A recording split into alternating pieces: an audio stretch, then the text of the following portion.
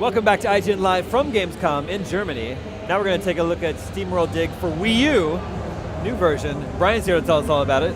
Welcome to the show. Thank you. SteamWorld Dig was originally released on 3DS last year, and no pressure, IGN gave it a 9.5. So we really like the game.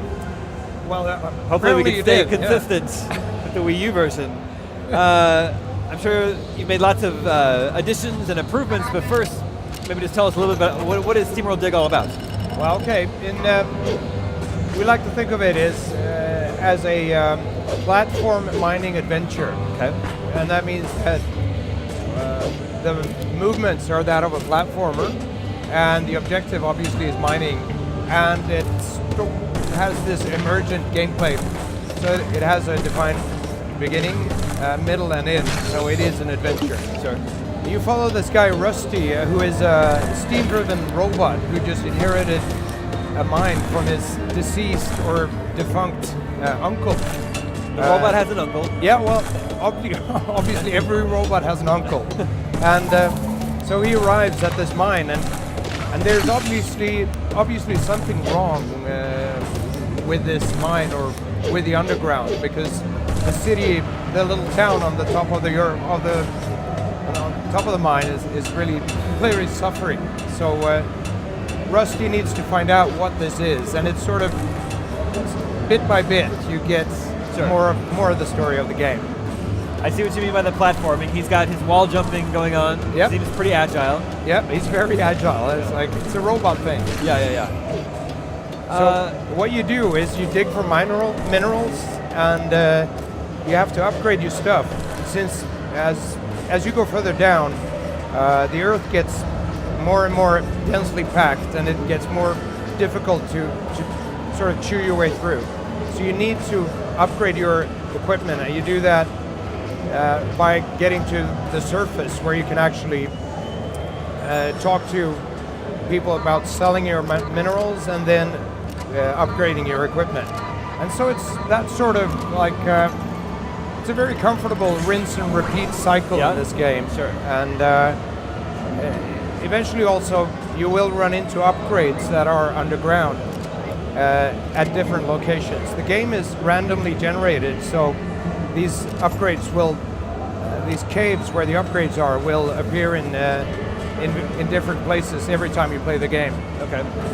And the upgrades are, some of them are typical platformer upgrades, like speed boots and a better jump, a steam-driven jump.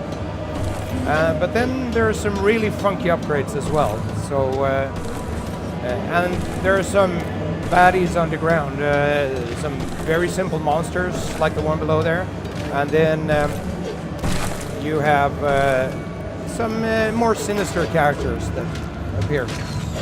So is Metroidvania an accurate description? Yep. For this game? This is definitely a Metroidvania game, and we wanted to make a Metroidvania element in this game. Yeah. We thought we were being a little bit subtle about it, but almost everybody who was writing about the game is commenting about it, and most people actually think we succeeded quite well in getting this Metroidvania feel to it. Yeah. So now, what's new in the 3D or the Wii U version? In the Wii U version, obviously it's HD graphics, right? And we have a ton of new animations that we couldn't really fit into the 3DS version. We also have a lot of expanded. The soundtrack is expanded quite a bit, and then we have some secret areas that I will not be discussing with you. Oh no. Or else your Nintendo handlers will jump in here. Exactly. So we're fully expecting Nintendo to sue our asses. Wow. No, it's sort of a tribute to Nintendo, and I don't think we stepped over the line. Okay, well, that sounds fun. Is this? I guess it'll be close to the PS4 version then, or the Steam version. You could say that. It's actually quite. It's close in the way that that it's an HD version. Yeah. But with the added features of the Wii U, with the gamepad that you can have on and you can have off TV play, etc. And I thought actually when we were about to make it, I thought it was going to be more similar to, or that I wouldn't feel it the difference from the PlayStation or the Steam version, but I think it plays really nicely on that gamepad. Oh yeah, I actually really like the gamepad. Right. I like playing games Yeah, on it. I thought actually I would be sitting in front of the TV playing most of the time, but I really enjoy that. I'm able to walk away and continue. So here in the game, you also see that now Rusty's backpack is full, so he needs to go up and upgrade that. Or so there's a lot of things in the game. There are always constant upgrades going on with Rusty. You mentioned the rinse and repeat cycle. I definitely enjoy those types of games where you just sort of get into a rhythm of this cycle, and you enjoy doing that. It doesn't feel like a grind to me. Like, right. As long as it's fun and I like the game, I don't mind doing that sort of stuff. It's I've been trying to speedrun this game. Yeah. The world record for beating SteamWorld Dig it's an amazing 26 minutes, I think. Wow. It's because the guy who did it, he found a sequence break in the game. We saw it, but we decided to leave it in there just to see if someone would find it. So there's actually a way you can sequence break it. But when I try to speedrun this game, it still takes me about 3 hours to do it because I guess I'm so anal about getting all the goodies underground. Yeah. So what we're seeing in the game right now is this is the very beginning of the game. It's the first level. We've just gotten the speed boots upgrade, and that means that we can actually run quite a bit faster. So,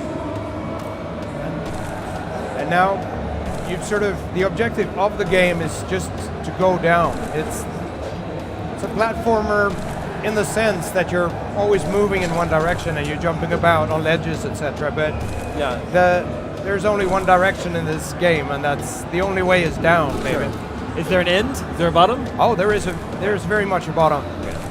It's a very, very mean bottom, actually. At a glance, just because of the digging mechanic, people might think Dig Dug or Mr. Driller.